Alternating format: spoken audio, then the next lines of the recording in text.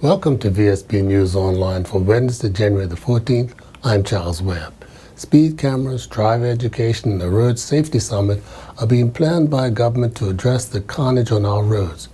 Premier Michael Dunkley and Minister of Tourism and Transport Sean Crockwell told a press conference today there's an urgent need for more action, as this loss of life is having a profound effect on all of us.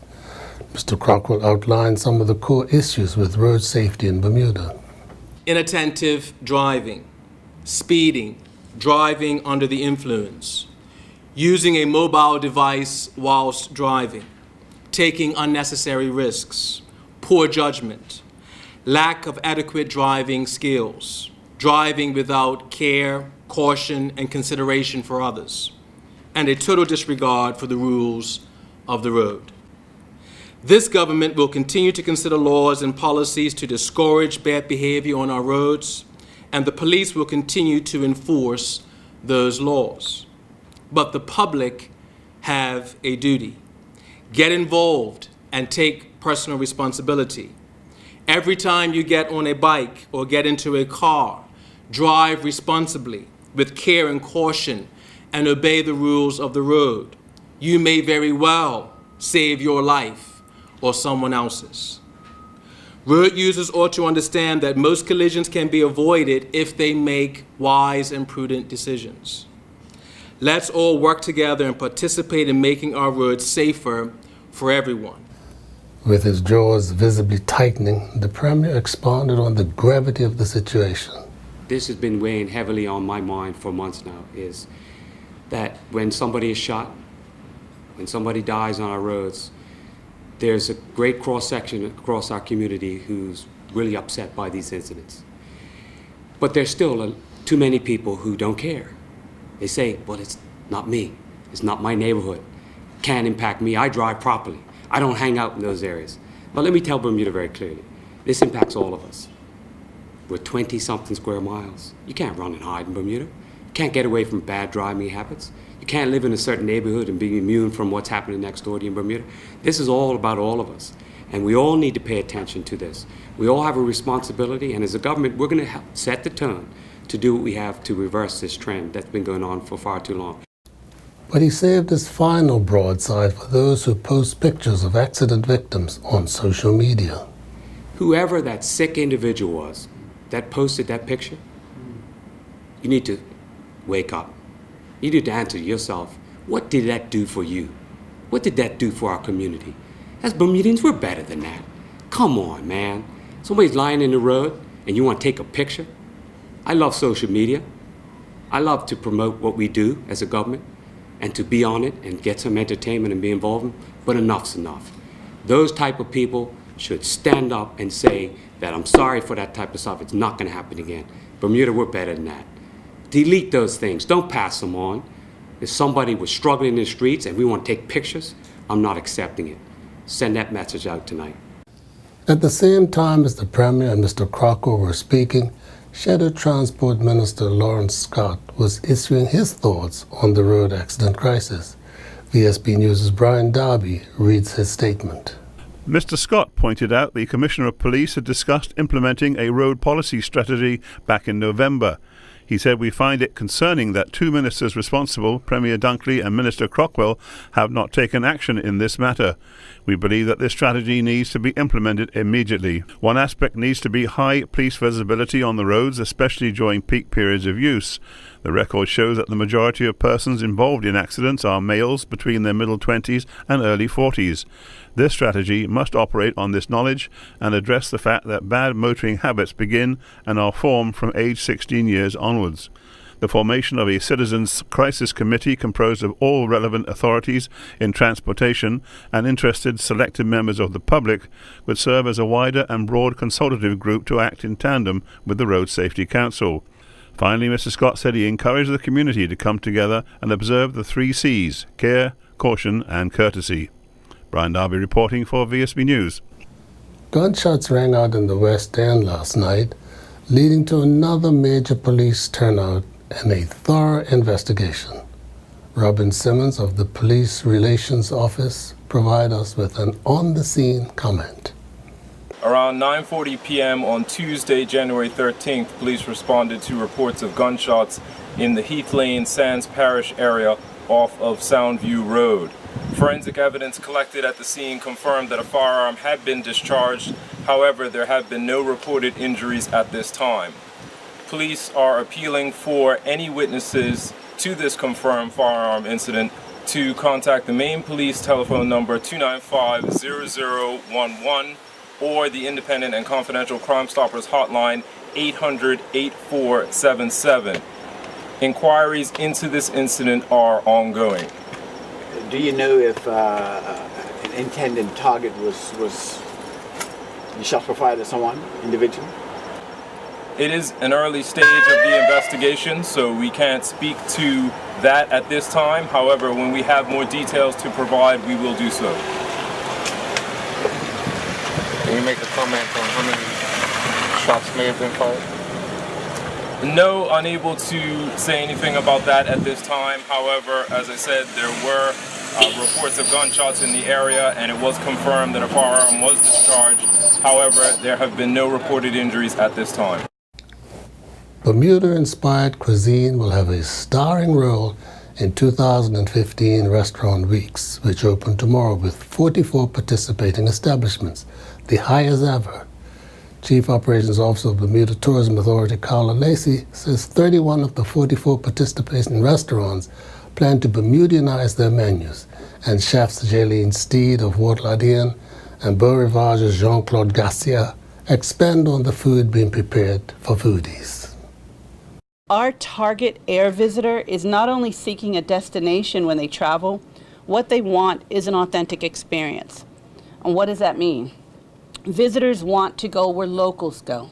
They want to eat where locals eat.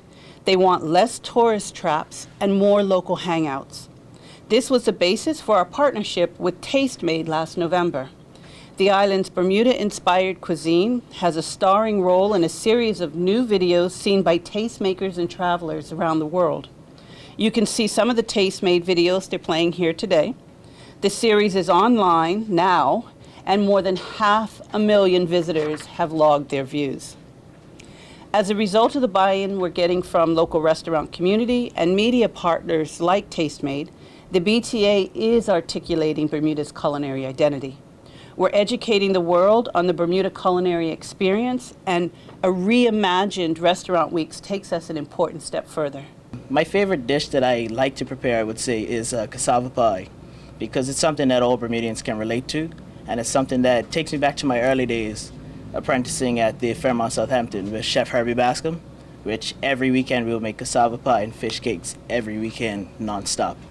Currently, I'm at the Waterlot Inn, where I feel really appreciated because I'm not just treated as an apprentice, I'm treated more as a team member. And I also really like the Waterlot because it's known as a Bermuda food icon, and it's always been known for its upscale and different take on Bermuda dishes. In the Bermudian cuisine, I've been here in Bermuda 33 years. I always support the Bermudian cuisine, and I always look anywhere that's eatable, any food, any from the sea, from the ground, from everywhere, and we always experience.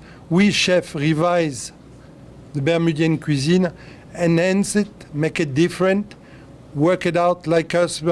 For instance, at Beau Rivage, we're doing a loquats soufflé, chilled loquat soufflé. We're also doing a crème brûlée with loquats. Of course, the famous fish cake. I can say that I learned fish cake with Bermudian, and Del Butler would be here, would say, "It's me, it's my recipe." I said, yes, we work it together. And also, we do a lot of things that reflect Bermuda, like the sweet onion soup that we do in our place. Everybody comes to the restaurant and always asks for something Bermudian. And we'll be back with more news right after this. The Marketplace Food Court is you and your family's one-stop shop. Start your day at the Breakfast Bar with omelets made to order and traditional Bermuda codfish breakfast. The chefs will cook lunch and dinner to your liking, along with the salad bar, sandwich bar, sushi bar, and fruit bar, the Marketplace Food Court is your kitchen away from home. Every day is hassle-free with nutritious meals from the Marketplace Food Court. Visit us 7 days a week. Homemade cooking, quality service, all at prices you can count on. PLP member Jamal Simmons feels that there is a racial imbalance in the latest unemployment figures, which cannot be explained away by the fact that there are twice as many black workers as there are white. As much as we would like to think that we live in a post-racial Bermuda, these statistics reveal that when it comes to jobs, there is still a lot of work to do on race in our country. With over 3,000 Bermudians out of work, black Bermudians make up over 70% of that number, 3 times the rate of white unemployment. Specifically, the bulk of that number relates to black men, and these numbers don't take into account the number of people who have simply given up looking for work or who have left the country. While we can rationalize this and make excuses, it is evident that the black community needs serious help in the midst of Bermuda's job crisis. We cannot fix it unless we face it, and pretending these disparities don't exist is not helping. The finance minister speculated that the bulk of these unemployed were based in construction or the service industry. Whether this is true or not is open for debate, but almost 2 years ago, the Progressive Labor Party pushed for the infrastructure development strategy, which would have not only repaired and restored our island's infrastructure, but would have provided relief to construction companies and provided construction workers with jobs. Almost 2 years ago, the PLP was pushing for the Job Corps program, a program that would have provided education and training to vulnerable young people to help them establish a career. This would have been an exceptional vocational and academic training opportunity for our unemployed. No political party has a monopoly on good ideas, and in the midst of this job crisis, we all need to face reality, be open-minded, and willing to work on new approaches that benefit everyone. 2 young Bermuda students are setting their sights on a film career after taking first place in the Bermuda National Gallery Youth Film Festival in partnership with the Real Youth Film Festival of Canada. Cedar Bridge Academy's Ethan Rogers and Kristen Lambert of the Bermuda Institute won the international competition by audience vote with their short documentary entitled Water, Water. I talked to them about the winning film. My film is about how Bermudians catch water and use it for drinking and other purposes.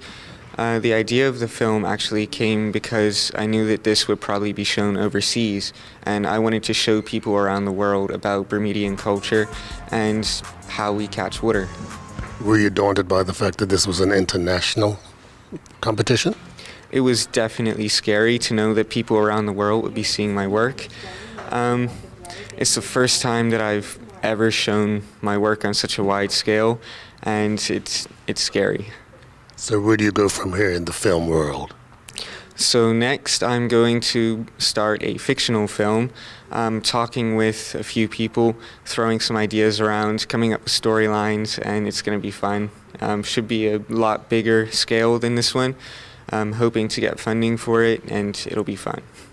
My contribution was pretty much hosting the film and pretty much learning more about how Bermuda is so reliable on rainwater and how hotels use reverse osmosis to create fresh water so that when visitors come to Bermuda, they have fresh water supply from salt water, and how we usually have to make our own drinking water or potable water in most cases people use. And pretty much how Bermudians have to save and use water very diligently. Did you experience any difficulty hosting this your first film? I wouldn't say I faced that much difficulties, pretty much like revising the film lines over pretty much. But for the most part, no, I didn't face any difficulties in it overall. I had fun. Do you have any future projects in mind? Not at the moment, but I look forward to doing more films that BNG would be hosting. I'm looking forward to doing it and hopefully doing more projects with Ethan and, helping Bermuda realize what they have out there, just bringing it to light. It may not be widely known that the passages of Hurricane Faye and Gonzalo caused further damage to Gibbs Hill Lighthouse in Southampton just months after it reopened after a lengthy and expensive facelift. Now it's having to be closed again from next Monday for approximately 6 weeks to enable the repairs to be carried out. With information on a young Bermudian female footballer who is experiencing the chance of a lifetime, we turn to the sports report with Earl Baisden. Week in and week out, we hear about Naki Rouse and Reggie Lamb playing in England. But now we can reveal that Bermuda has a female currently playing for Fulham FC's women's second team. Sudan Furbet is also currently a student at the University of Surrey, and we asked her to compare the different levels of the game between Bermuda, University, and the women's professional leagues.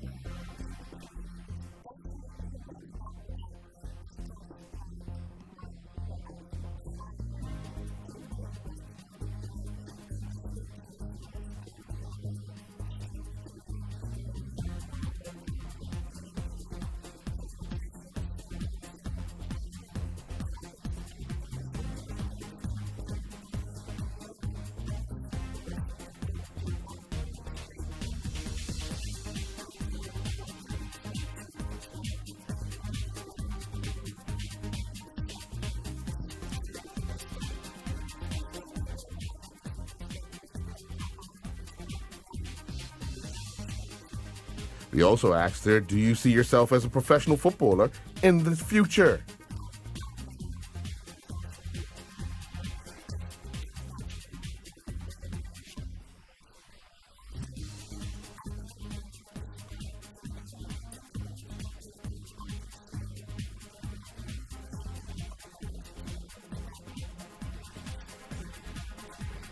On Monday, January 12th, we reported the Bermuda FEI World Jumping Challenge Zone 10 Category A 2014 event concluded at the National Equestrian Center on Vesey Street.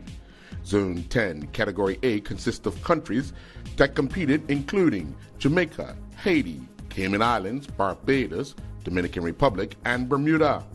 Bermuda had 2 riders finish in the top 3 overall. Carista Rebane and Helsinki van de Heffect were declared the FEI World Jumping Challenge Zone 10 Category A 2014 champions with 4 clear rounds in a time of 99.56. Philip Correa riding Emerson finished 3rd. Correa and Emerson had a 4-round time of 88.99, but they had 4 penalty fault points. A rider from the Dominican Republic, Georgia Lemazo, finished in 2nd with a clear round time of 102.19. Following the 10 Bermuda Football Association's first and Premier Division matches over the weekend that concluded on Monday night, we can now bring you the current standings and leading goal scorers in both divisions. A total of 35 goals were scored over the weekend in the 2 divisions. 17 goals came in the Premier Division, while 18 were scored in the First Division. The First Division is currently being led by the Devonshire Colts on goal difference over the Boulevard Blazers. Both have 27 points. Colts have a goal difference of plus 31, while the Blazers are plus 25. BAA is in 3rd with 19 points. Ty Vince Douglas from the Boulevard Blazers leads the league with 15 goals. Kyle Jones from the Devonshire Colts and Ian Coke from the Boulevard Blazers both have 12 goals on the season. Lizandro Simon from the Devonshire Colts has found the back of the net 11 times. The Premier Division sees Hamilton Parish as the league leaders with 20 points. The Somerset Trojans are in 2nd with 18, while the defending champions, Dandytown Hornets, are in 3rd with 17 points. Caxton Lewis from the Flanagan's Onions is the league leading goal scorer with 10. Antoine Russell from Robin Hood has 9. Shakir Smith from the PHC Zebras is in 3rd with 6 goals, and Clay Darrell from the Dandytown Hornets has 5 goals on the season. Meanwhile, former Bermuda Football Association Treasurer Andrew Griffith has accepted an invitation to be reappointed to the CONCACAF Audit and Compliance Committee. Griffith did not submit himself for nomination for re-election as the treasurer of the Bermuda Football Association at the last AGM back in September of 2014. He has represented Bermuda at various meetings of the Caribbean Football Union, CONCACAF, and FIFA Congress. Quinay Otterbridge helped her St. Johnsbury Academy girls indoor track and field teammates win an indoor track meet at the Gutterson Field House that's located in the University of Vermont.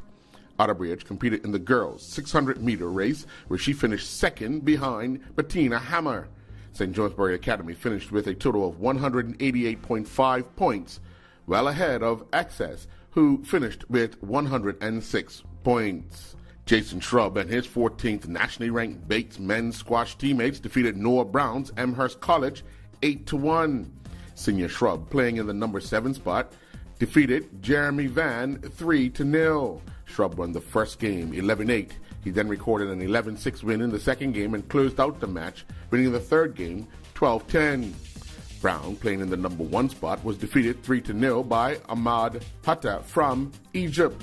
Brown went down 11-8, 11-9, 11-5. In Commercial League bowling action at the Warwick Lanes, it saw Sweet Life defeat the Sunset 4-0. The Spinners got by Live Wires 3-1, while the Superstars defeated the BPS Blue Lanterns 3-1. Double Trouble defeated the Alley Pals 3-1, BTC defeated Team Unsponsored 3-1, and the Braves got by Guard Do It Best 3-1. I'm Earl Basden reporting for VSB Sports. Looking at the weather for Thursday, January the 15th, there will be sunny periods, a few morning showers with 1 or 2 later. Winds will be southwesterly, moderate to strong. Gusts to strong in showers, decreasing southwesterly, moderate by mid-morning, varying westerly, light to moderate overnight. We are expecting a high near 71 and a low near 66. This weather report is a courtesy of the Bermuda Weather Service. Thanks for watching VSB News Online for January the 14th. I'm Charles Webb.